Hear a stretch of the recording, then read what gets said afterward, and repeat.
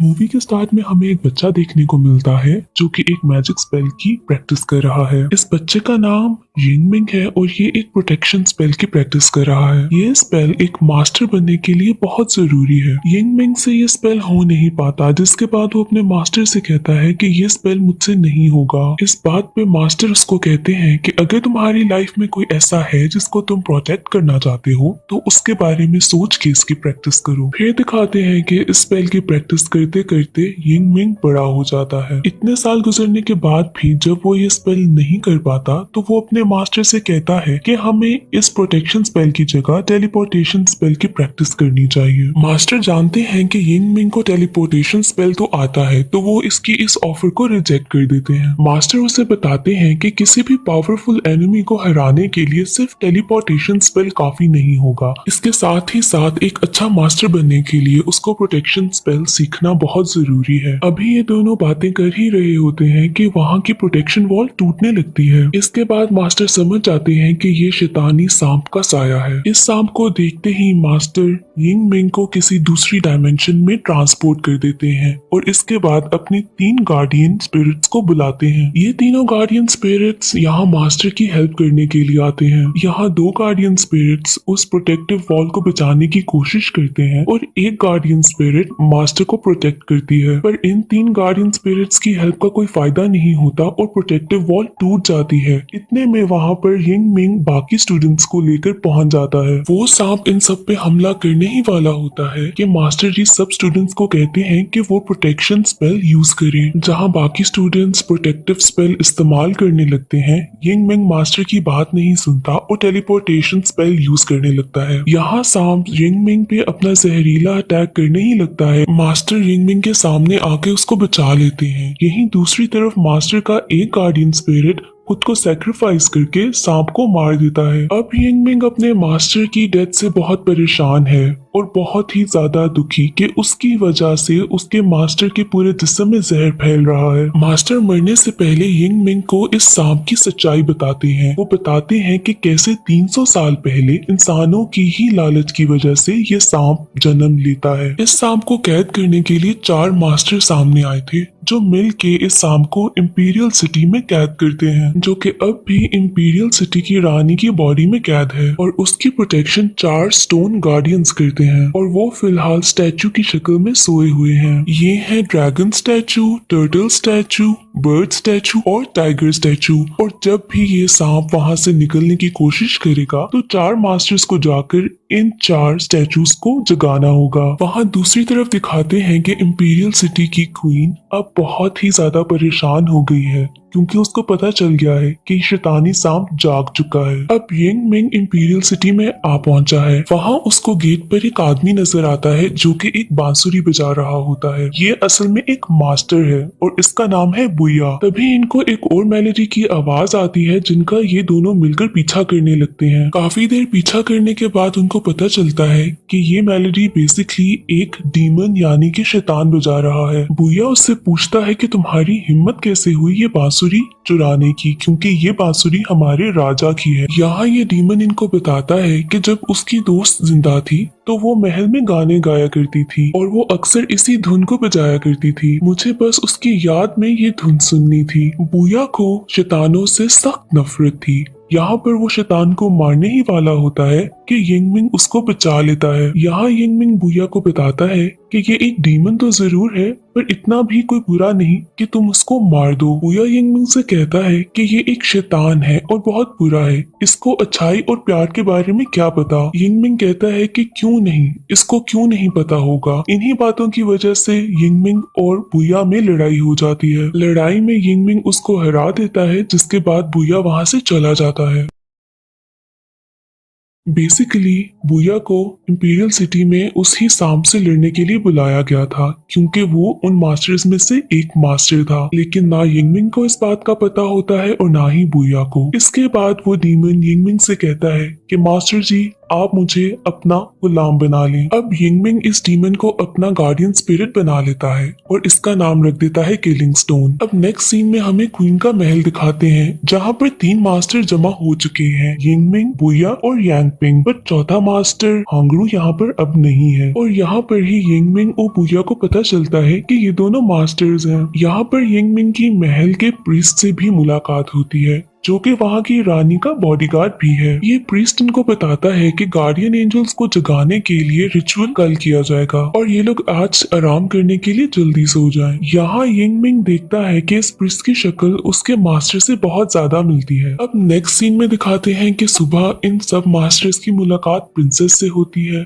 और इनको पता चलता है कि सफर के दौरान चौथे मास्टर हांगरू को किसी ने मार दिया है और अब ये मास्टर्स इस बात को डिस्कस करने के लिए रानी के पास जाते हैं। अब यहाँ पर रानी पर्दे में रहने वाली है जो कि सिर्फ पर्दे के पीछे से ही ऑर्डर देती है। रानी यहाँ पर बहुत ही ज्यादा परेशान और गुस्से में आती है कि इतने ज्यादा इम्पोर्टेंट रिचुअल को करने से पहले ही किसने चौथे मास्टर को मार दिया। अब इसके बाद वो रानी सारे रिचुअल की जिम्मेदारी प्रिंसेस को दे देती है। वो साथ ही मास्टर हांगरू की मौत की इन्वेस्टिगेशन करने का ऑर्डर देती है और अपने महल के प्रीस्ट को कहती है कि वो 4th मास्टर बन जाए। अब इसके बाद वो चारों मास्टर्स रिचुअल स्टार्ट कर देते हैं जिसके दौरान ही प्रिंसेस के ऊपर कोई डीमन अटैक करता है। यहाँ पर यिंगमिंग प्रिंसेस को बचा लेता है और बुया उस डीमन की स्पिरिट से रिचुअल को कंप्लीट कर देता है। इसके बाद चारों गार्ड सोन्स जागने के लिए तैयार थे। अब यहाँ पर अचानक से आसमान का रंग बदलने लगता है। इस मौसम के बदलाव से यिंगमिंग और बुया समझ आते हैं कि किसी डीमन ने उन पे फिर से अटैक किया है। इसके बाद ये दोनों प्रिंसेस के रूम की तरफ भागते हैं जहाँ पे वो लोग जाके देखते हैं कि प्रीस्ट मास्टर योंग ही से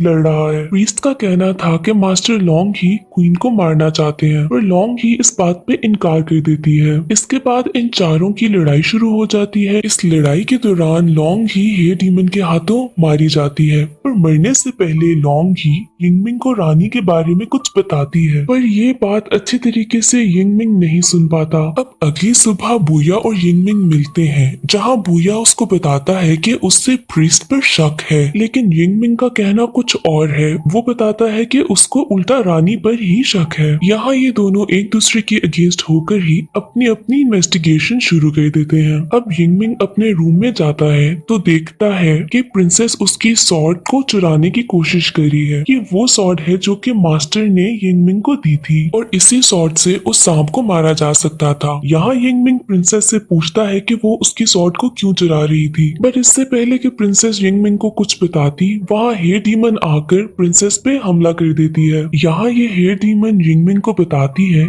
कि वो इस बात के लिए 60 ईयर्स से इंतजार कर रही थी और उसी के पास से यिंगमिंग को रानी की एक तस्वीर मिलती है जिसमें वो बिल्कुल प्रिंसेस जैसी नजर आ रही है। इसको देख के यिंगमिंग सारी बात समझ आता है और वो इसके बाद बुया के पास जाता है कि वो सारी बात उसको बताए। यहाँ पर बुया प्रिस्ट के पास पहुंचा होता है उससे इन्वेस्टिगेशन करने के लिए। यहाँ यिंगमिंग देखता है कि बुया जमीन पर गिरा हुआ है और वहाँ से प्रिस्ट भाग चुका है। यहाँ यिंगमिंग बुया को उठाता है और ये दोनों महल से बाहर जाते हैं। वहाँ पर उनको प्रिंसेस और प्रीस्ट दोनों मिलते हैं। बुया प्रिंसेस से पूछता है कि उसने और प्रीस्ट ने रानी को धोखा क्यों दिया। यहाँ पर यिंगमिंग उसको बताता है कि ये प्रिंसेस नहीं बल्कि रानी ही है, यानी कि प्रिंसेस ही रानी है और रानी ही प्रिंसेस है और जिसको उन्होंने पर्दे में देखा था वो रानी नहीं बल्कि रानी का स्टैचू था जिसको प्रीस्ट कंट्रोल कर रहा था। आखिर ये सब कुछ चल क्या रहा है? तो बात दरअसल ये है कि जब उस सांप ने इंपीरियल सिटी पे हमला किया था तो उन 4 मास्टर्स ने सांप को हरा दिया था जिसके बाद रानी यानी कि प्रिंसेस यांगपिंग ने उस सांप को अपनी बॉडी में कैद कर लिया था जिसके बाद वो इमॉर्टल हो गई और उसके बाद से उनकी उम्र नहीं बदली। अब रानी को उस सांप को अपने अंदर कैद करने के लिए खुद को भी इंपीरियल सिटी में कैद करना था और वो कभी भी अपने महल से बाहर नहीं जा सकती थी। तो अब इतने सालों से महल में रह रहकर प्रिंसेस को नाउमीदी सी होने लगी थी और वो बहुत ही ज्यादा उदास हो गई थी। इसके बाद महल में आते हैं यिंगमिंग के मास्टर जिनके आने की वजह से प्रिंसेस का दिल बहल गया, बट वो वहाँ पर हमेशा के लिए नहीं रह सकते थे और उनको वहाँ से जाना पड़ता है। लेकिन प्रिंसेस उदास ना हो तो वो मास्टर उनको एक गार्डियन एंजल देते हैं जो कि बिल्कुल उन जैसा दिखता है, और वो गार्डियन एंजल कोई और नहीं बल्कि वो प्रीस्ट ही था। अब प्रिंसेस को तो यही लगता है कि प्रीस्ट वही मास्टर है, पर वो कोई और नहीं गार्डियन एंजल ही है। अब कुछ अरसे के बाद प्रीस्ट प्रिंसेस से कहता है कि वो इमॉर्टल होना चाहता है, और क्योंकि प्रीस्ट बिल्कुल मास्टर जैसा लगता है प्रिंसेस बात मान लेती है। लेकिन इस बात के लिए उसको अपनी बॉडी से वो सांप निकालना होगा जिसको उसने काफी अरसे से अपने जिस्म में कैद करके रखा था। इसके बाद उस सांप को प्रीस्ट को अपनी बॉडी में कैद करना होगा जिससे वो इमॉर्टल हो जाएगा। ये बात सुनने के बाद यिंग मिंग और बुया उन प्रीस्ट के ऊपर हमला कर देते हैं। यहाँ प्रीस्ट उन पर टेलीपोर्टेशन स्पेल यूज करता है, बट जैसे कि हमें पता है कि यिंग मिंग की टेलीपोर्टेशन स्पेल बहुत स्ट्रॉन्ग है, वो उनके स्पेल से बच जाता है। दूसरी तरफ हमें दिखाते हैं कि प्रिंसेस की बॉडी में बहुत ज्यादा पेन स्टार्ट हो गई है, जिसका मतलब ये है कि वो सांप उनकी बॉडी से निकलने वाला है। अब सांप के निकलते ही प्रिंसेस मॉर्टल हो गई है। इसके बाद वो सांप प्रीस्ट की बॉडी में चला जाता है जिससे वो प्रीस्ट अब इमॉर्टल हो चुका है। देखते ही देखते प्रीस्ट एक बड़े जहरीले सांप में बदल जाता है और वो अब इंपीरियल सिटी को तबाह करने लगा है। इसके साथ ही साथ वो 4 गार्डियन स्टोन्स एक्टिवेट हो गए हैं, जिसके बाद वो अब पूरी इंपीरियल सिटी के बाहर एक प्रोटेक्टिव लेयर बनाने लगे हैं ताकि वो स्नेक वहां से बाहर ना निकल सके। पर यहाँ पर एक गार्डियन स्टोन एक्टिवेट नहीं होता जो कि एक बर्ड है। अब ये बर्ड इसलिए एक्टिवेट नहीं हुआ था क्योंकि रिचुअल के दौरान प्रीस्ट ने जानबूझ के उसको एक्टिवेट नहीं किया था। अब इसके बाद यिंग मिंग अपने 3 गार्डियन स्पिरिट्स को बुलाता है ताकि वो उनकी मदद कर सके। अब इनमें से एक गार्डियन स्पिरिट तो यिंग मिंग के सामने एक प्रोटेक्टिव वॉल बनाता है ताकि यिंग मिंग को कुछ ना हो, और बाकी 2 उस सांप से लड़ने लगते हैं। अब यहाँ पर हमें बहुत ही ज्यादा हैवी फाइट देखने को मिलती है। जब सिचुएशन बहुत ही ज्यादा आउट ऑफ कंट्रोल होने लगती है तो यहाँ पर प्रीस्ट खुद सामने आता है ताकि वो खुद लड़ सके। यहाँ पर प्रीस्ट उन गार्डियन स्पिरिट्स को मार देता है। यहाँ पर बुया को डर होता है कि ये सांप कहीं इंपीरियल सिटी से बाहर ना निकल जाए। यहाँ पर दिखाते हैं कि वो प्रोटेक्टिव वॉल कंप्लीट हो चुकी है जिसने पूरी इंपीरियल सिटी को कवर कर लिया है। यहाँ पर बुया किसी न किसी तरीके से अपनी बॉडी से उस बर्ड स्टैचू को जगा लेता है और अब वो खुद वो बर्ड बन चुका है, जिसके बाद वो प्रीस्ट के पास जाता है